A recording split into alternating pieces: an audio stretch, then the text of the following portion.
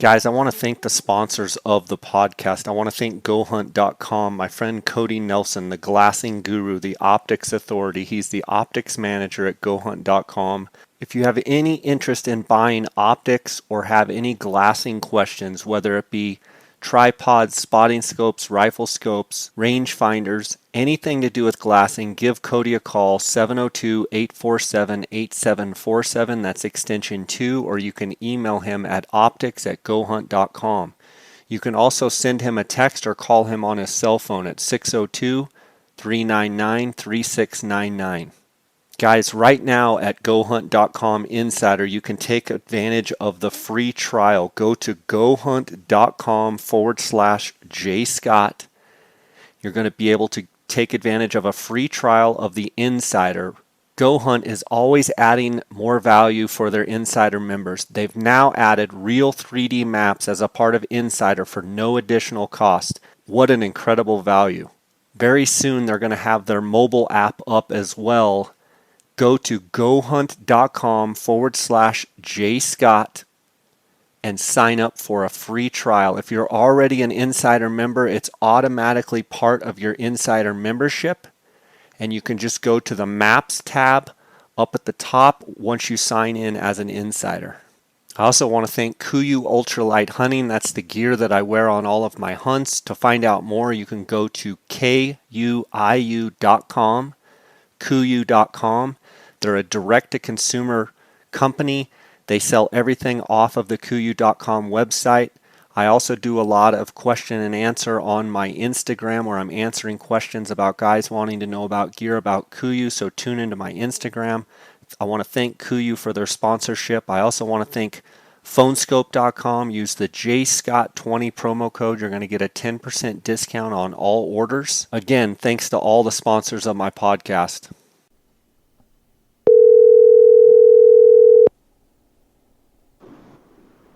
Hello.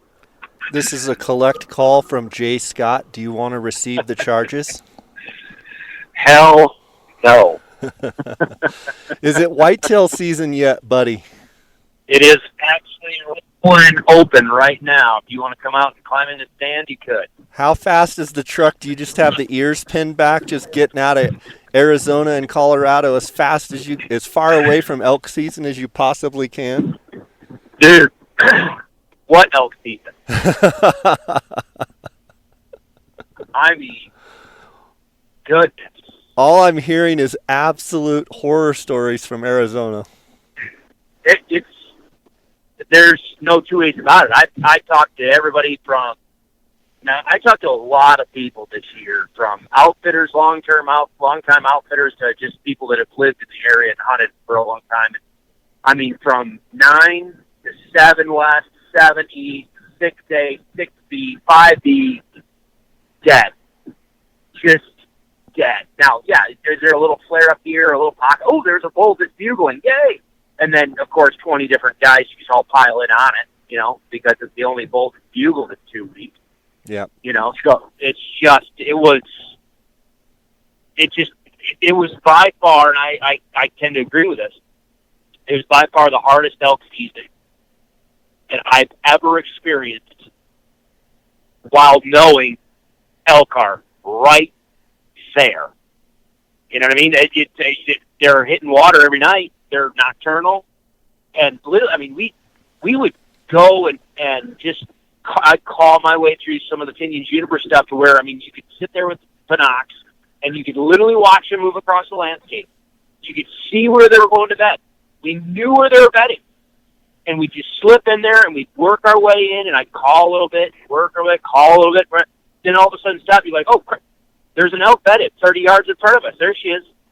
Not one care in the world about a cow call.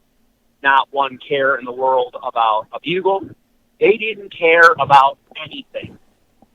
Now, later on, as it started, we started to get those last couple days of the season, there was a couple little squeals. But again, they just it didn't matter. So either you spot and stalk and snipered one, or you sat water. That was the success strategy that anybody that did fill, which was very rare, But anybody that did kill an elk, that's pretty much how they had to do it. They either spot and stalked it or they sat water. Guys, it was wrong. You're listening to Chris Rowe of Rowe Hunting Resources. We're on the podcast. We're getting an elk recap from Chris. He's on his way back, headed east, headed back to Kansas, looking forward to whitetail hunting. Chris, I want to get your thoughts, and I mean, I kind of want more just of a recap, and we can dive into, Sure. dive deep later, but so much experience hunting in Unit 9, and you have 7 West this year. Talk about what you immediately noticed between 9 and 7 West right off the bat. People. Given the fact that how close 7 West is to Flagstaff and Williams, I just did not fathom the level of recreational activity and the number of people camping in the woods each weekend. Yep. I mean, it was insane. Now, granted, okay, so, and I don't know if this is technically correct, but if I remember right, looking at the map, 7 West is like half the size or 2/3 the size of 9. Yeah. So it's smaller than 9 anyway. But there's 200 tags in the unit. So there are 150 bull tags, and then you had 150 bull tags, and you had 50 cow tags. You had 200 people in there actively hunting. And with a lot of folks that draw, I mean, like there was guys that it took 15 years, 15 points to draw that West tag. They're going to bring their buddies and their family, and I mean, there's going to be multiple people assisting, and so those 200 individuals quickly multiplied to probably 400 to 500 that are just there to hunt, or be involved with hunting. And then you have all of the other people that come up there to camp and just, recreate and, run the racers around on the forest. So the people, that was just, wow. Well, wow. I mean, the reality is it's some of the prettiest forest that close to Flagstaff. Yeah. And honestly, from Phoenix, about the closest forest where you could just get right to quickly right off the interstate and have that real pretty ponderosa pine forest. You probably had 400 that were related to hunting, but I would argue that you probably had 400 that were also unrelated to hunting that were just recreating. Easily.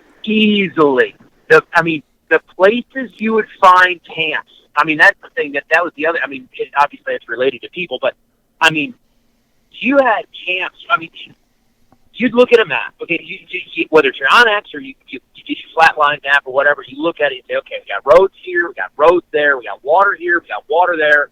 All right, how far can I get away from people and tuck myself back into maybe a pocket of sanctuary where some elk might be? You look at the map, you're like, man, that looks really good right there. We're going to go in there in the morning, or I'm going to go up there this evening, and I'm going to go listen. I'm going to try to find some elk. You roll in there, and there's a camper right there. I mean, like right in the middle. I'm like, why? What? Why would you camp here? Nope. Somebody said, I'm going to get it, squeeze in, get tucked out of the way, and okay, well, there's a camp there. Okay, so we're gonna have to try to figure out where the elk are going now. Yeah, that makes it real tough, doesn't it? Oh man! See, and literally, there was a couple times where we were actively hunting, walking through the timber to only come over a hill and just walk right into a hidden little camp. It's like, well, that sucks.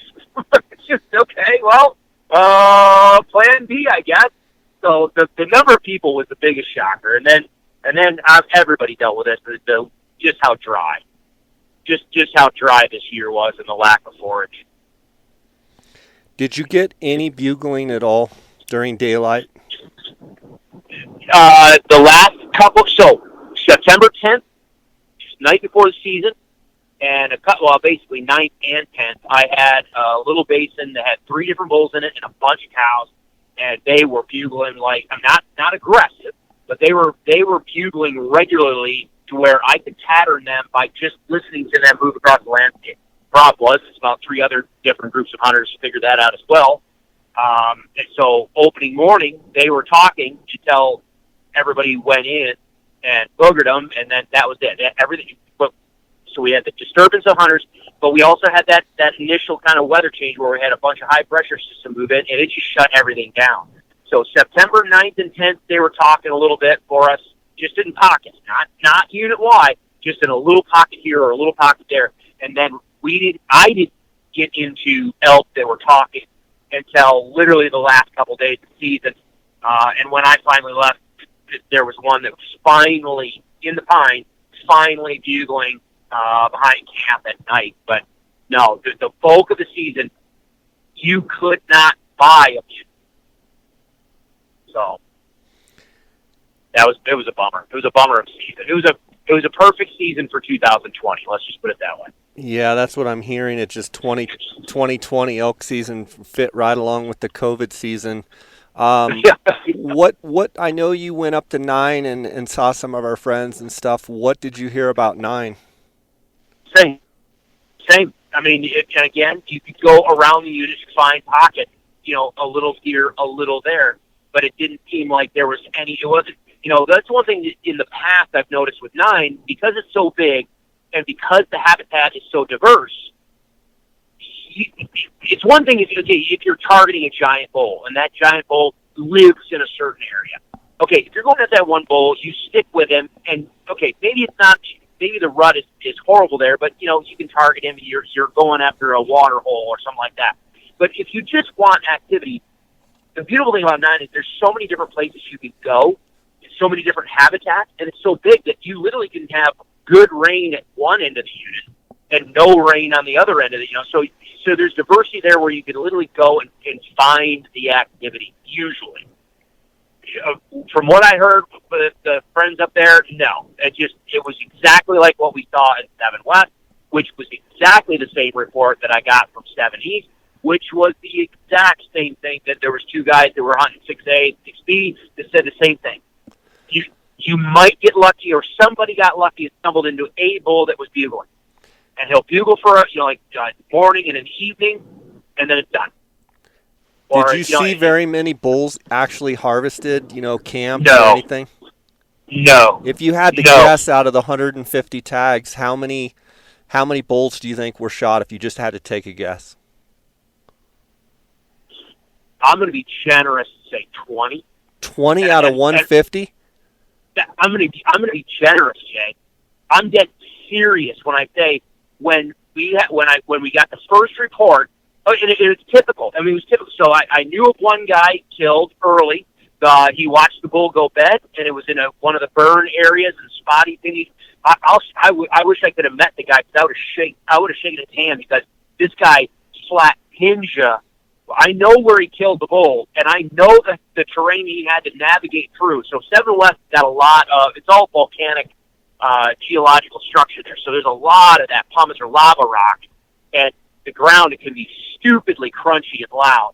And it's hard to, in some places, it's hard to walk through. Well, this is where this one guy that I know of that killed a nice bull, he still hunted his way, not still hunted, he stalked his way through that, and literally was able to sneak up on this bull and kill him in his bed. The guy's shit. I don't know who the guy is, but I was like, holy hell. If he did that out there, oh my, I'd shake his hand. So there was one early killed, and then Sunday of opening weekend, I know of another guy killed about a mid-340s, maybe up to a 350 bull. He literally sat on a tank that is in the wide open. There's not cover for like a half mile around this tank. They sat down because they were like, we don't know. There's a lot of tracks here. Because I was pulling my camera from the tank. There were some bulls on it, but they were all coming in the dark, and everything was nocturnal, and there was just cows and calves and young bulls. And I'm like, you know what? It takes a long time to get out here. There's just not the activity. I don't want to beat up the vehicles. Yeah, screw it. I'm going to pull my camera. We'll go somewhere else. I literally talked to the guys. Come to find out that, yeah, just typical, like, all of a sudden, like 5 o'clock, here comes this bull. Random bull that hadn't been there before, just walks square, just basically trots right into the water and eats their arrow. They were just sitting on the ground. They were just sitting on the ground under the tree. It was like, oh my word. So there was the second bull that was killed. I think I did see a small raghorn that was leaving on the back of somebody's vehicle, and I heard of another bull that was killed down by the Sitgreaves Mountain, that area down the southwest part of the unit. Dude, that's all I know of. Wow. I mean, it was insane. Did you see So any bulls with your own eyes or any on camera that you were like, wow, that's a big bull? Yeah, I did not get them on my cameras, but talking with some other guys that were, there were some really great people we got to meet this year. They shared some pictures that they had, and I ended up helping a couple of them out. They had been in there. They lived somewhat locally, so they had been in there monitoring through this, the summer, and they had some pictures of bulls in there that were really, really good. And that was also part of the struggle in the places where, it's dry, the forage is crap, water was sparse, and there was cattle everywhere. So you could really kind of see the elk were your most consistent chance for success was in a couple of different areas, because that's where all the elk were. That's where a high percentage of elk were. And you run in there and you've got your buddies that you've met and people you know, and you don't want to step on people's toes. Well, number one, absolutely. But number two, there also just happened to be, say in that one part of the unit, here's this 380, 390 bull that started showing up on people's cameras. So everybody that wants a giant bull is going to bail into there now. And then on another part of the unit, there was another bull that was in that 370 to 380, range that people knew of. And so you end up having this mass congregation in certain locales that just, it became tricky. It became tricky. But even then, you're seeing so many people, you're thinking, well, you'd stumble across somebody that killed something. No. No. I mean, a couple people did kill they did fill their cow tank because the cows were coming in really, really regularly. And, we had a shot. So my guy was a brand spanking new hunter. He did not care if he killed a spike. He just he booked me because he wanted to learn. He wanted to have a rut hunt. He wanted to learn to call. He wanted to, go through all the stuff that was on the elk module and kind of really see it in person and really, get a one-on-one lesson on how all this works. Well, that ain't work. But we ended up sitting water, and he did have a shot at a small 5-point, missed it clean. But, you just didn't even run into people, or you didn't run into carcasses. You just didn't see elk in people's camps. Like I said, when I say 20, I'm being generous. I would really, really love to see what the stat end up being this year as far as, from everywhere, from 9 to 7, it doesn't matter. I'd like to see how bad early archery was across Arizona this year. Yeah, I got a report from Jason Bond in Unit 10. He was up there for the first week in 10, and he said he heard 3 bugles the entire week. My nephew, Jay, he was fortunate to kill a really nice, almost 360 bull, but said, very, very tough conditions, very little bugling, very little movement. So, reports are trickling in. I talked to Mike Hancock with Burnt Timber Outfitters.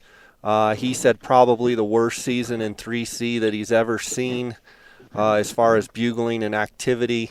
So it's widespread. I haven't talked to him yet, but a few people that hunted 9 said it was just very, very difficult. So, it's just one of those years that, I think we point our fingers at a dry monsoon, and it just shows that, you get hot conditions, you get dry conditions, and you get dry monsoons.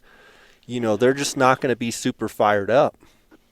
Well, that's exactly it. And then couple that with, I'm starting to really try to tease this out. Now, I won't go into all the weeds on it because I don't even have all the weeds identified in this concept yet. But a long time ago, I heard someone say that bulls don't like to bugle in high pressure. Like if you got a high pressure system coming through. And I was like, that's a bunch of crap. That's ridiculous. That doesn't make any sense. Yeah, well, you know what? I think I might be wrong. Because, and I talk about this all the time on my stuff, people ask all the time, well, when do I know how much to call or this? And you always hear people talk about, take the temperature of the environment you're in. So there's days where the birds are singing, they're flying all over the place, the squirrels are running around, dropping pine cone bombs out of the trees, and just everything is alive. Those days you're just like, man, it just feels great. And then there's other days where you don't want to step on wet grass because it's going to be too loud. Right. There's not it's like the forest is sterile. There's not an animal, there's not a bird, there's nothing out there moving. I mean, just dead. And that literally, so September 11th, when opening day came, those high pressure systems started to roll through and just stack on top of one another, and it literally shut all wildlife activity down. Like nothing was moving. And then all of a sudden we get a little break and we get a little brief, low pressure move through. And all of a sudden, boom, oh, there's a bugle. Oh, the birds are singing today. Oh, wait, we're sitting at a tank. And, one day you sit at a tank and you don't see a single bird coming into the water. And then another day we get a little low pressure roll through, and all of a sudden that thing is just lit up with activity. That was the other thing that was amazing this year is the number of bears that we saw in 7 West, and there was an absolute giant. And he's a 7-foot bear, easy. Giant in there. But everything would be alive when we had that little tiny break in the weather. And then all of a sudden, here we go back to a high-pressure system-dominated weather pattern, and it just shut down again. So now I know not all high pressures are all the same. You can have different levels of high pressure, and that's what I kind of need to start teasing out. There's some folks, the Drury brothers, that do a lot of whitetail stuff. They've actually teased out a lot of the pressure system and how it affects whitetails. So I'm going to kind of dive into some of what they've done and see how much that I can find with a parallel with elk. But I think that was also part of the deal. Yes, it's dry, but we've had dry years before. Yes, it is, the forage is crap. Okay, we've had those before, you know what I mean? But you still could find pockets of activity. This year, I think we had a perfect storm of just crap vegetation conditions that suppressed cow body condition, and then you have those weather cycles that come right in on it, just basically grind it to the dirt. So, have you talked to anybody now that the rifle season has kicked off? How things are going now? I've chatted with a few guys, not on podcast, but a lot of people have said there's been way more activity on these early rifle hunts than on the archery hunts, and finally getting some bulls bugling, cooler temperatures at night, even though it's warm in the day. Dar's hunting with his son in a great unit in Arizona 23, and as of this morning they had not killed a bull. Wednesday, tomorrow's the last day. He said it was 90 degrees and very very little bugling. Mike Hancock said that in 3C and in Unit 1 the last couple days they got some more bugling. So it'll be interesting to see kind of how it all plays out. And I think the guys with the late rifles tags are probably licking their chops because I think the antler growth is good, but they didn't break as much, they didn't fight as much. Where normally on those late hunts guys are really worried about broken points, I don't think that will be as much of a factor this year. I agree. The late rifles, I agree. They have got to be wringing their hands like, oh, baby, come on, because I think they're going to have to pick the litter on what they want to shoot out there. Yeah, for sure. Well, we've kind of been fighting a lot of smoke here in Colorado. We've got another fire not too far away, so it's really, really smoky. It was clear this morning, but I could see the smoke kind of coming, and it's really socked in here this afternoon. I'm sitting on a mountaintop talking to you here in my truck, but we've like most everybody across the West, the smoke has been a big factor this year. But we've had really good bugling here at the ranch, and it's been a good season here. Today was my 30th day in a row. Hunter and I we didn't take a single day off and did 30 days in a row, and had a good season here at Ot 6. So Well, that's a positive. yeah, exactly. It looked like you had. I mean, that's what I was kind of seeing. I didn't have great. I thought I picked camp strategically to where I had good cell reception, but what I found out is that, I mean, the cell reception, I think I was getting modulated because as soon as everybody piled in, like I couldn't get any reception, and then like at 3 a.m, I could do whatever I want. I could stream video, so no one was on. But I did see. I have been watching some of your pictures that you've been posting, which has been pretty darn cool. Yeah. So you guys did not have much of a monsoon either, correct? Yeah, we didn't have very much monsoonal rain, but I don't know if you know that. Uh, I'd have to go back and look at the date, but about the first week of September, we actually had anywhere from 8 to 14 inches of snow that came in that freak storm, Yeah. widespread over the ranch. And then it warmed up after that. And to be honest with you, the country just really took to it, and it greened up really good. And, once they started, greening up, they just started bugling like crazy, and now they're just, they're fighting like crazy and breaking points. And I videoed a bull yesterday that had a tine stuck in its neck. You'll have to check out the video. And he's just bugling and carrying on like nothing. And I thought it was an arrow when I first saw it, and it turned out to be a tine from another bull. Jeez, oh jeez. Yeah, so that was kind of one of my questions. You guys, you have your lower pastures, your they're not really ag fields, but you got the irrigated, the pastures. So you've got some good forage there throughout that valley, even when it is somewhat dry. So I kind of suspected that your cow body condition is probably pretty good, despite the fact that you got the dry conditions. So I was wondering if you guys were going to actually pick up a little quicker than some of the other folks did, but I don't think our monsoon, or I don't think our summer rains are as much of a factor as Arizona, because I feel like we just had a kind of a lackluster winter moisture, but it greened up early enough that everything kind of was fine. And then we did get a few showers here and there, and it seems to be a normal season. And they're just with this full moon, they're just going crazy all night and fighting and rutting and breaking and doing their thing. But obviously they don't get the pressure, and I think pressure has a lot to do with them being vocal or not vocal. I'm pretty convinced that pressure has a lot to do with it as well. Absolutely. Now, I will say this, and I would be very curious, because obviously you talk to a heck of a lot about this, and you've got friends from just decades of being living there and everything else. Here's something that I picked. Well, I noticed on my cameras this year, and I'm glad to see now. You've started doing a lot of running your game cameras on video mode, because it's just fun to watch them when they're on video. But you can learn a lot on, as well. And here's something that just blew me away. And I would like to hear if anybody that's listening to this has any feedback in whether you think I'm out to lunch or if you think there might be something to this. Because I threw out a couple game cameras on water just because that's what we were going to have to do. And I just wanted to know what we were dealing with, which direction are the elk coming in from, what time are they coming in, and what do they look like? Again, my guy did not care if it was a spike, if it was a 4-point, didn't matter.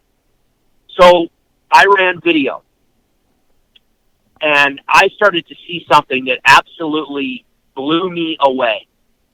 So when we're talking about water, for everybody that's not familiar with Arizona, wildlife trick tanks or wildlife water, okay, there's the Arizona Game and Fish and the Arizona Elk Society do a great job of establishing and maintaining just sources of water for wildlife.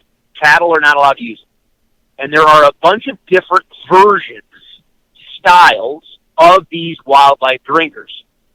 There's one style that's called essentially like a step-in tank. Now, again, in Arizona, everything's called a tank. If there's water in it, it's called a tank. So the step-in tank, and basically what it is, imagine imagine a shoebox made out of steel that's like, I don't know, 10, 15 long by 10, 15 wide or whatever. Big steel box. And in 1/4 of that box, there is a ramp that goes all the way to the bottom of the box. And it's got little great seal on there so that, animals have, good traction with their hooves and everything. But the box fills up with water, and when the box is full of water, the water at the drinker is right there at the top. But as the water goes down inside that storage tank, the level of the water goes down, and so those animals they learn to walk down they step in to that wildlife drinker to get water. Well, in 7 West, in 9, it seems like a lot of the wildlife water has been updated to more of a modern style, to where the storage tanks are off at one spot, and then there's a pipe that comes underground, and then it just goes to this little tiny catchment that the animals drink out of, and that little catchment is only maybe a foot deep or so, but it's always at the same level. As long as there's water in the main reservoir tank, the water in the little drinker is always at the same level, and it's right there ready and available. But 7 West, it seemed like there was a bunch of the older style step-in tanks, and the water level in those, unless Dan, with the Arizona Elk Society, he was out there every day, 7 days a week, just running water. Unless he filled it, most of those drinkers had maybe 1, 2, 3 inches of water at the bottom. And literally, you've seen this, Jay, where it becomes this situation where everybody is running their own water. So you got a 50-gallon drum, and you're filling it up, and then dumping water into place just to keep the elk around. If you take pictures, still photographs from your game cameras, all you're going to see is a picture of a cow or a picture of a spike or a picture of a bull standing there. Well, that's one thing. But when you run video, and I run it for, I have my little Browning cameras, and I'll put it on a 1-minute video clip, and then I put it on, intelligent video or smart video, where it says, basically what it does is, as long as there's movement in front of that camera, it'll just keep rolling video. So some of my video clips are, a couple minutes long.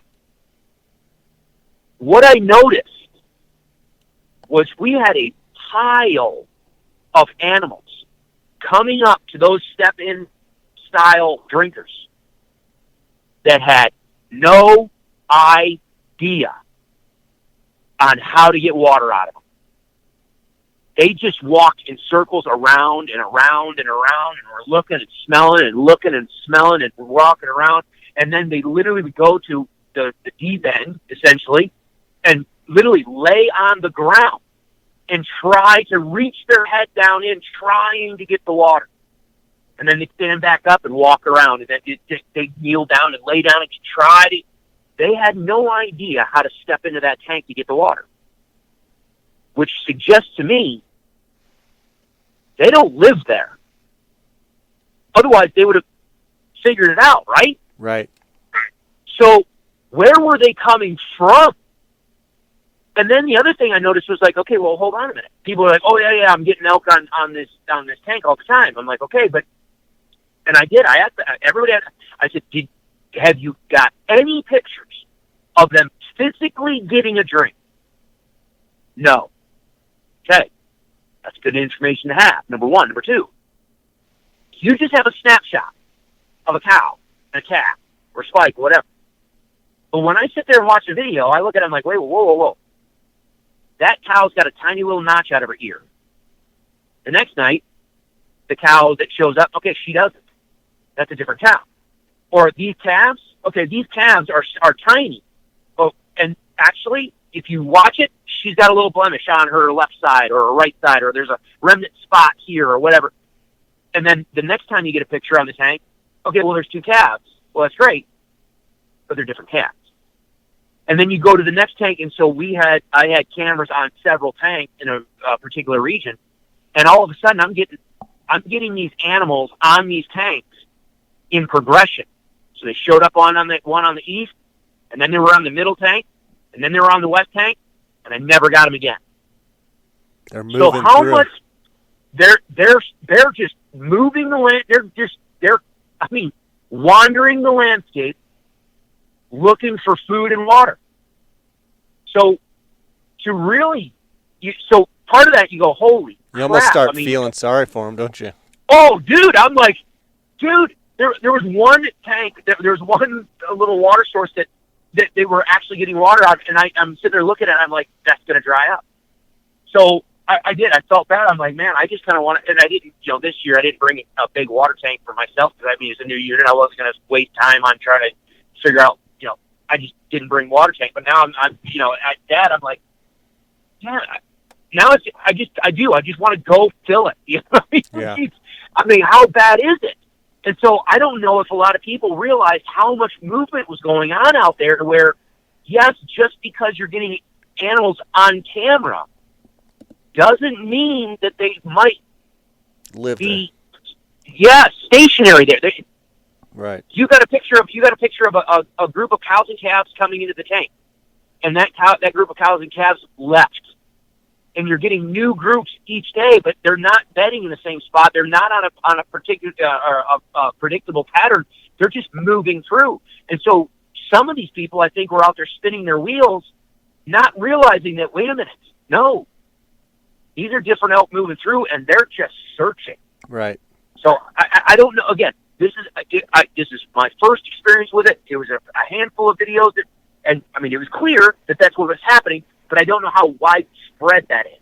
And I'd be very curious to know if anybody else has stumbled onto maybe that pattern as well, because, I think that's a great argument to start updating some of these water tanks to say, okay, maybe we need to start phasing out the step-in tank because of years like these. But the other thing that I thought was pretty fascinating from a behavior standpoint was you would think that a lot of new animals moving through a region, mixing, would cause them to talk, vocalize, bugle more because they're trying to figure out who's who. Where is everybody on the landscape? So how bad was it that we have this movement and still no vocalizations going on? Again, though, I think they feel that pressure of so much pressure. They realize that I think it hinders them from vocalizing, and they've got to just go in survival mode and correct. So it's one of the things I don't know. We run the video. We probably have 200 cameras, and I'll bet you 50 or more, maybe 75 or video. And I get to where I only want to run the video cam, and we do 30-second videos on those stealth cams, and it's amazing how much you learn from watching their body language. Exactly. For me, I get to really look at their body size, how mature they are, and that's one thing watching a lot of these videos. You really pick up and can kind of really categorize and kind of classify, the age class, not necessarily like that's a 3-year-old, that's a 4-year-old, that's a 5-year-old, but like that's kind of a younger elk. Whereas sometimes a picture, it's just you can't really see all of that. Yeah, you can't watch how they carry themselves. Right. How do they move? How do they carry their head? You're right. A younger animal is going to be a little bit different than a middle-aged animal, and it's going to be a lot different than what an older animal is. Yep. And you absolutely can see these things. You can start to tease these things out. And the other thing too is, watching, here in Seven West is you get a picture, and that's fine.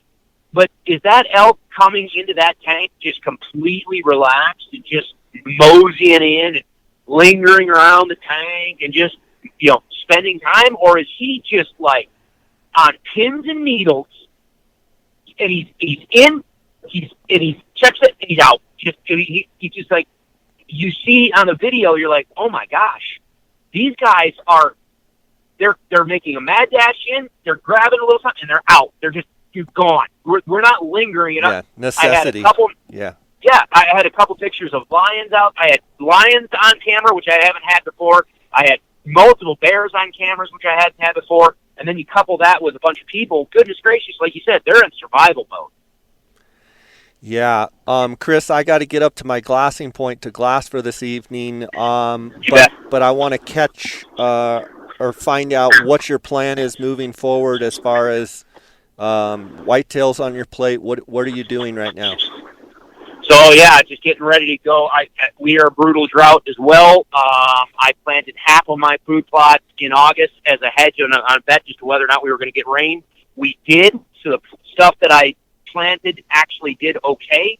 However, we are brutally dry still, so I don't even know if I'm going to be able to. I can drill it, but I don't know if it's going to grow. But we've got some. Guys, I lost Chris there, but thanks for listening to the podcast. It's always great having Chris of Row Hunting Resources on the podcast, and I'm going to go head glassing here for the evening, so thanks for listening.